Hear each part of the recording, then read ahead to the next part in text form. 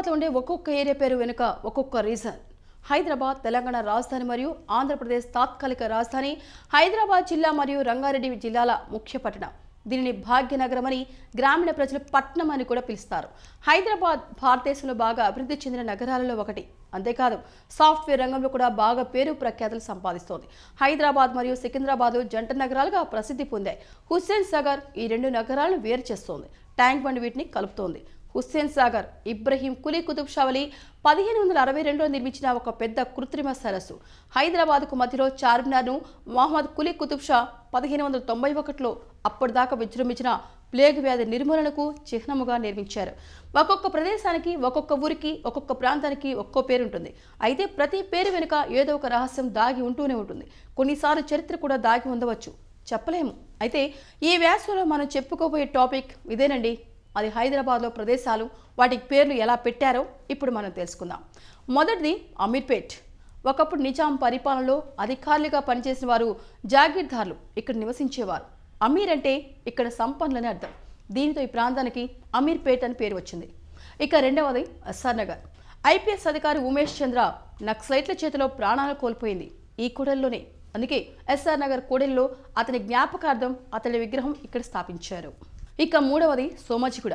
సోమాజీ అనే నిజాం కలాం రెవెన్యూ విభాగంలో ఉండేది. హైదరాబాద్ ప్రాంతపు గూడెంలో నివసించేవాడు. ఆయన పేరుతో ఆ గూడెం కాస్త సోమాజిగూడెంగా మారింది. తర్వాతది ఈఎస్ఐ. ఈ ప్రాంతంలో ఈఎస్ఐ ఆసుపత్రి కలదు. అందుకే ఈ ఏరియాకి ఈఎస్ఐ అనే పేరు పెట్టారు. అబీడ్స్. ఈ ప్రదేశంలో అబీదు అనబడే ఒక మధ్య ప్రాచ్య వ్యాపారవేత్త ఉండేవాడు.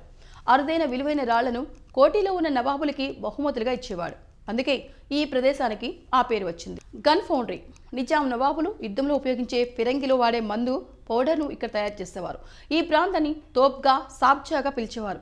కాలక్రమేణా గన్ బౌండరీగా మారిపోయింది. కోటి.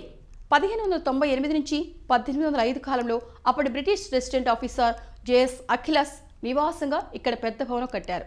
కోటి అంటే ప్రాసాదం అనే పేరు నుండి ఈ ప్రాంతానికి కోటి అనే పేరు వచ్చింది. సుల్తాన్ బజార్.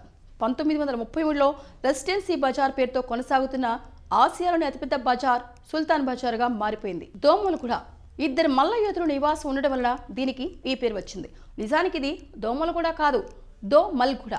ఈ ప్రాంతంలో రామకృష్ణ మఠం కూడా ఉంది. లక్డీ కపుల్. కర్రతో చేసిన వంతెన అని అర్థం. నగరానికి నడిబొడ్డు ఇది. బంజారా హిల్స్. ఒకప్పుడు బంజారా జాతీయులు అధికంగా ఉండే ప్రాంతం ఇది. కాలక్రమేణా అత్యధికులు ఉండే నివాస స్థలంగా మారిపోయింది. బంజారా హిల్స్లో 1930 దాకా అంతఃక్రితం వరకు బంజారా జాతీయులు ఉన్న కొండ ప్రాంతాలు అధికంగా ఉండడంతో ఈ ప్రాంతాన్ని బంజారా హిల్స్గా పిలుస్తున్నారు. లంగర్ హౌస్. గోల్కొండ నవాబుల కాలంలో లంగర్ ఖానాగా పిలిచిన ప్రాంతం కాలక్రమేణా లంగర్ హౌస్గా రూపాంతరం చెందింది. నవాబుల జమానాలో సైనికుల కోసం ఇక్కడ భోజనశాల ఉండేది. గోల్కొండ నుంచి సైనికులు ఇక్కడికి వచ్చి భోజనాలు చేసి వెళ్లేవారు. కాలక్రమేణా ఈ లంగర్ ఖానా కాస్త లంగర్ హౌస్గా మారింది. మెహదీపట్నం. కులీ కుతుబ్ షా వంశంలోని రాణులు మెహదీని అలంకరణ కోసం ఉపయోగించేవారు. ఇందుకోసం మెహదీ మొక్కలు పెంచారు. దీంతో ఈ ప్రాంతానికి మెహదీ పట్టణంగా పేరొచ్చింది. ఇంకొక విధంగా కూడా చెప్తూ ఉంటారు, మెహదీ నవాజ్ జంగ్ అనే ఒక పెద్దాయన పేరిట మెహదీపట్నం ఏర్పడిందని. Please like and subscribe eagle Andhra.